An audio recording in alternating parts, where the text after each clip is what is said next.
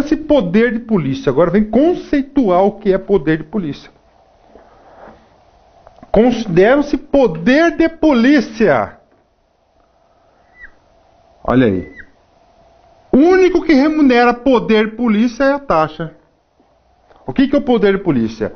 Atividade da administração pública que, limitando ou disciplinando o direito, interesse ou liberdade, regula a prática de ato ou abstenção de fato, taxa de fiscalização, taxa de vigilância sanitária, em razão de interesse público concernente à segurança, à higiene, à ordem e aos costumes, à disciplina da produção e do mercado, ao exercício de atividades econômicas dependentes, concessão ou autorização do poder público, à tranquilidade pública ou respeito à propriedade e aos direitos, ou ao respeito da propriedade e aos direitos individuais e coletivos. Tá aí. Então isso aqui é o quê? Poder de polícia. Olha como o leque é gigantesco. Professor, eu posso ter uma taxa de segurança? Claro que pode. Professor, posso ter uma taxa de segurança específica para o bombeiro? Claro que pode. O bombeiro vai fazer o quê? Vai fazer lá a inspeção do seu empreendimento. Aí tem uma palavra importante aqui, cara. Que ele fala. Regular ou colocados à sua disposição. Vamos achar esse cara aqui, ó. Considere-se poder de polícia atividade da administração pública que, limitando ou disciplinando direito, interesse ou liberdade, regula a prática, tal. Tá, mas tá mais para frente, mais para trás. Considere-se regular o exercício do poder de polícia quando desempenhado pelo órgão competente, nos limites da lei aplicável, com observância do processo legal e tratando-se de atividade que a lei tenha como discricionária, sem abuso e o desvio de poder. Então aqui, regular exercício é quando o poder competente ele está colocado à disposição, quando está o que? Tá? Taxa de segurança pública, está aqui. Regular exercício do poder de polícia, quando o desempenho pelo órgão competente nos limites da lei aplicável, com observância no processo legal e tratando de atividade que a lei tenha como discricionalidade sem abuso de poder. Então tá lá, é o que? É a taxa de exercício. Agora, o 79, cara, papo reto. Esse que despenca. Isso despenca. Você quer ficar competitivo, não quer? Então, não vai ter jeito, cara. 79. Os serviços públicos a que se refere o artigo 77. Professor, quais são os serviços? São dois tipos, basicamente. Aqueles serviços, não é isso? O poder de polícia e o que?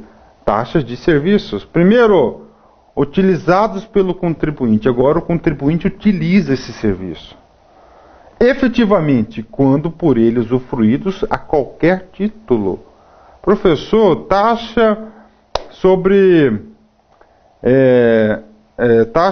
recolhimento de lixo. Está aqui, ó. Efetivamente, quando usufruídos a qualquer título. Potencialmente, quando, sendo de utilização compulsória, sejam postos à sua disposição mediante atividade administrativa em efetivo funcionamento. Mas eu não produzi lixo esse mês, professor. Mas tem lá a taxa de lixo. 2. Então estão lá, serviços utilizados pelo contribuinte, específicos, quando possam ser destacados em unidades autônomas de intervenção de unidades ou de necessidades públicas. Taxa para solicitação de alvará de construção. Estava lá, cara, a tabela da prefeitura por metro quadrado, o professor pagou. Está aqui, ó.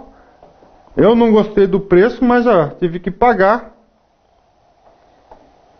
Divisíveis, quando susceptíveis de utilização separadamente por parte de cada um dos seus usuários. Então você tem que ter o quê? Toda uma quantificação. Aí o seguinte, cara, eu não posso deixar de passar esse assunto para vocês.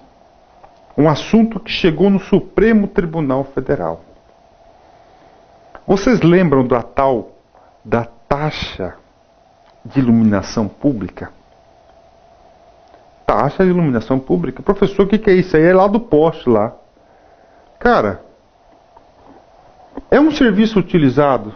Pode ser. Mas eu não moro no Brasil. Eu sou brasileiro, eu moro no exterior. Eu não utilizo, cara. Então você não está utilizado? Ele é específico? Ele é divisível? Dá para saber quantidade que você utilizou daquele serviço? Não dá. Ele não é específico. Divisível, por exemplo, quantidade de água. Desculpa, água não, água é tarifa. Então ele não é nem utilizados, nem específicos e nem divisíveis. Então é o seguinte, o Supremo Tribunal Federal falou, não, a taxa não se enquadra nesses fatos geradores, a taxa de iluminação pública, e suspendeu a eficácia disso. Suspendeu. O que aconteceu? Dada um tempo depois, o Congresso Nacional alterou a Constituição Federal, incluiu o artigo 149-A, onde criou a Contribuição de Iluminação Pública, chamada CIP. Professor, é taxa ou é contribuição de iluminação pública hoje? Hoje é o quê? Hoje é contribuição de iluminação pública. É a CIP, não é uma taxa. Não é uma taxa, é o quê? É uma contribuição. Então isso aqui, você tem que estar na cabeça esse cara aí. 80. Para o efeito de instituição e cobrança de taxas, consideram-se compreendidas no âmbito das atribuições da União, dos Estados, do DF, do Distrito Federal ou dos municípios, aquelas que, segundo a Constituição Federal, as Constituições dos Estados, as leis orgânicas do Distrito Federal e dos municípios e a legislação da compatível direito público. Ok, isso aqui só está regulamentando aqui. Tem nada de tão importante. Vamos para as contribuições de melhoria. Contribuição de melhoria, cara, eu particularmente nunca vi a sua aplicação efetiva. Nunca pude ver, materializar uma aplicação efetiva desse tributo. Fico analisando, cara, pô, eu tô cuiabano aqui, você sai daqui do estúdio aqui, você anda em qualquer lugar, tem um monte de obras, né? Obras aqui, duplicação, viaduto, não sei o que, estádio de futebol, centro de treinamento, enfim, tá trazendo o que? Muito progresso isso aí, né? Eu acho esse assunto aqui, cara, grande potencial de questão de prova, porque o examinador pode querer cobrar isso de você. Ele que vai querer saber se você tem esse discernimento, esse poder de analisar. Contribuições de melhoria. Que contribuição de melhoria? É uma obra pública, não é isso? Uma obra pública que será executada ao bem de todos. Só como você reside ali próxima à obra,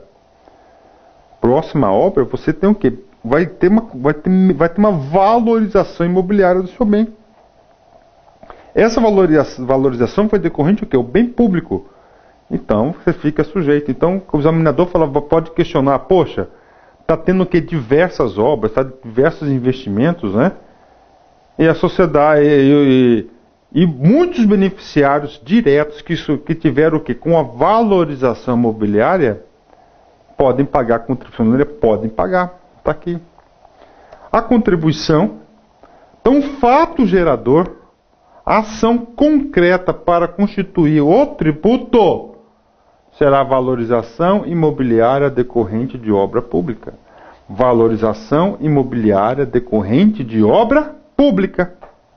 É a valorização, é o fato gerador. Professor, na primeira aula você falou desse cara? Falei. O artigo 145, inciso 1º, fala de impostos. O artigo 145, inciso 2º, fala de taxas. E o inciso 145, inciso 3º, fala de quê? De contribuições de melhoria. Vamos lá.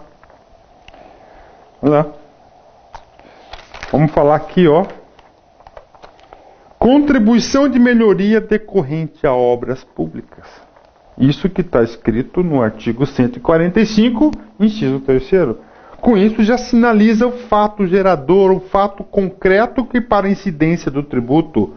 Para incidir o tributo tem que ter uma valorização imobiliária decorrente de obra pública. Professor, papo reto. Qual é o limite do examinador?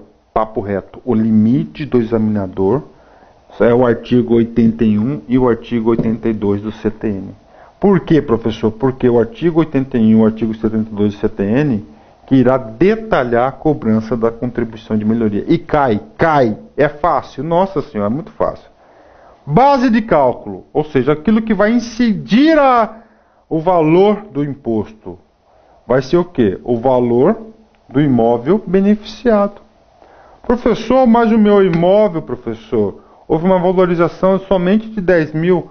Então a base de cálculo vai ser esse acréscimo, que chama-se 10 mil reais. Competência para instituição comum, porque lá no artigo 145 ele atribuiu o quê? Competência comum. Compete União, Estados, DF, não é isso? E município instituir os seguintes tributos. Não é isso? Então é o quê? Competência comum. Não existem listas atributivas de competência, pois quem realizar a obra, no âmbito de suas respectivas atribuições, pode legitimar, instituir a contribuição de melhoria. Isso é importante. Professor, a obra está no município, professor. Só que a obra está no município, mas a obra é da União, professor. Então o imposto será da União, contribuição de melhoria, ou será do município? Aí, pergunta de questão de concurso, cara. Alto nível. Está no município. A obra é da União, não é do município. Então quem que vem a competência para instituir? É quem realiza a obra. Vai instituir o quê? A contribuição de melhoria. Vamos lá, gente. Papo reto. Vamos lá. Artigo 81 ou artigo 82, cara. Despenque concurso público, hein? Eu vou falar para vocês. Estou uma garantia para vocês. Dificilmente uma questão de contribuição de melhoria irá fugir do artigo 81 e 82. Cara, então você já sabendo disso, não deixe esse pontinho fugir de suas mãos. Já estuda logo esse negócio para aprender definitivamente. Contribuição de melhoria em artiguinho 81, artiguinho 82 do Código Tributário Nacional. Só isso, só isso. Pode cair? Pode cair quais concursos? Todos os concursos. Ata, Receita Federal, ata da Receita, analista, auditor. Com certeza. A contribuição de melhoria cobrada pela União, pelos Estados, DF e municípios, no âmbito de suas respectivas atribuições, é instituída para fazer face ao custo de obras públicas que decorra de valorização imobiliária. Parou! Professor, fazer face ao custo das obras públicas. Exatamente, ao custo. Por exemplo, se a obra foram gastos 10 milhões, a arrecadação máxima da contribuição de melhoria vai ser quanto? 10 milhões. Nesse imposto aqui, o Estado não é um construtor, cara, não é uma imobiliária, ele quer somente fazer jus. Só que tem que ter, então, professor, 10 milhões de reais de valorização imobiliária decorrente da obra. Exatamente, então tem que ter 10 milhões de valorização para ser tributada. E que decorra de valorização imobiliária, olha só, gente, então, valorização imobiliária, o fato gerador, tá? Tendo a base de cálculo vai ser o valor da valorização, tendo como limite total a despesa realizada com limite individual do acréscimo do valor da obra e resultar cada valor. Então é o seguinte, desses 10 milhões, a sua casa foi valorizada 10 mil. Então, até esse 10 mil é o valor máximo que será cobrado desse tributo. Cara, é muito coerente esse cara, né, meu? Muito coerente mesmo. Vamos prosseguir. Artiguinho 82. Cara, o artiguinho 82 ele vai dessecar. Aqui ele vai falar de prazo, de projeto, de edital. As regras, as menores regras sobre contribuição e melhoria está aqui. É somente o artiguinho 82. Não tem como errar. Vamos lá. A lei relativa à contribuição de melhoria observará os seguintes requisitos mínimos. Ou seja, para você instituir uma contribuição de melhoria para determinada obra pública, isso nas 3 esferas de governo, União, Estados e municípios e mais o DF, deverão atender esses requisitos. A. 1. Publicação prévia dos seguintes elementos. A. Memorial descritivo do projeto. Orçamento do custo da obra. Determinação da parcela do custo da obra a ser financiada pela contribuição. Professor, o que significa isso? Determinação da parcela a ser financiada. Antes de realizar a lei que vai instituir para criar a contribuição de melhoria, vai falar, será de 100%, será de 50%, será de 30%. Então tem que comunicar antes o povo, a sociedade, que vai arcar de quanto será o quê? O valor da parcela a ser. Né? Delimitação da zona beneficiada. Como assim, professor? Aqui está o viaduto. Então vai definir até essa região aqui. Será o quê? A base territorial da cobrança desse. Quem está fora daqui, quem está fora desse círculo, não será afetado pela incidência da contribuição de melhoria. Então tem que delimitar o quê? Delimitação da zona beneficiada. Determinação do fator de absorção do benefício da valorização para toda a zona ou para cada uma das áreas diferenciadas nelas contidas. O que é isso, meu professor? Cara, quem está do lado da estação do metrô tem uma valorização maior. Ou seja, não tem aquele círculo. Então ali vai ser a delimitação da área. Só que dentro daquela área ali vai ter os setores que serão mais beneficiados pela obra pública e outros menos. Então tem que estar descrito na regra do jogo, na publicação prévia. Determinação do fator de absorção do benefício da valorização para toda a zona ou para cada uma das áreas diferentes nela contidas. Está aqui. Está aí. 2. Fixação de prazo não inferior a 30 dias para impugnação pelos interessados de qualquer dos elementos referenciados, ou seja, a publicação, e você tem que dar 30 dias de prazos para quê? Para impugnação do edital, da publicação, por qualquer interessado dos elementos do inciso anterior. Professor, o que é isso? Cara, o cara não concorda. Que o cara que está do lado da estação do metrô, ele não concorda que tem que ser uma valorização mobiliária maior do que o cara que está a 200 metros. Ele não concorda, ele fala que sendo menor do lado ali, ele não tem paz de vida, cara. Tá? Ele não concorda, então se ele não concorda, ele pode recorrer? Pode. A prova pode querer muito bem saber de você se você sabe qual que é o prazo. Qual que é o prazo? 30 dias. Onde está escrito isso? No artigo 82, inciso 2º do Código Tributário Nacional. 3.